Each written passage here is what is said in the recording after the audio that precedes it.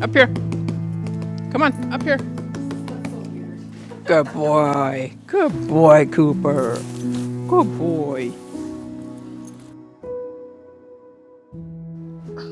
Rose Roberts and Steakhouse on Otis. My name is Rose Roberts. I was born and raised in Stanley Mission for most of my life. I spent 5 years at the Prince Albert Residential School.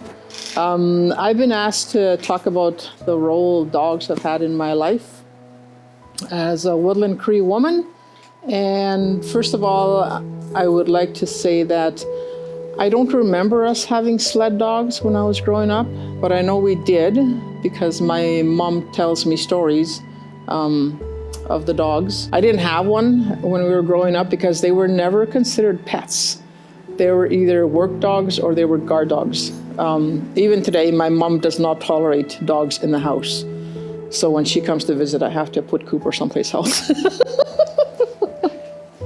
And my kids have always grown up with dogs as pets. So the meaning and the roles of dogs has changed in my lifetime. Nobody runs sled dogs anymore.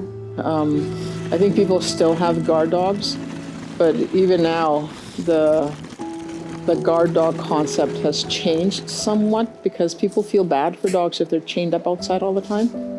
Yeah, and even when Jordan was doing this research project, it was like, oh, there's dog islands on almost every reserve because even the people didn't want their sled dogs chained up all the time. So during the off season, they would just go put them on the island and the dogs could run around all summer and they would go and feed them at regular intervals, but the dogs had their freedom. A couple of stories that I would like to share is I fell into the river when I was just a little baby in a Tikinagan. My mom was riding in the back of the sleigh. They were crossing the Marybelly River and it hadn't frozen solid yet, so my dad was in front of the dog team. He was leading the dog team, and then the back of the sleigh, because it was heavier, it broke through the ice. And my mom said, I couldn't feel the bottom of the river. She said the only thing that saved us was the crossbar across the Tikinagan, and it hit both sides of the ice. And she said your dad quickly grabbed a long stick and he crawled onto the ice and he pulled us out. And thank God I had no memory of that. Otherwise I'd never go back in the water. Another story that she told me was my older brother and older sister were like, 3 and 4 years old, and they were down by the water playing, and it was spring breakup, so there was still ice.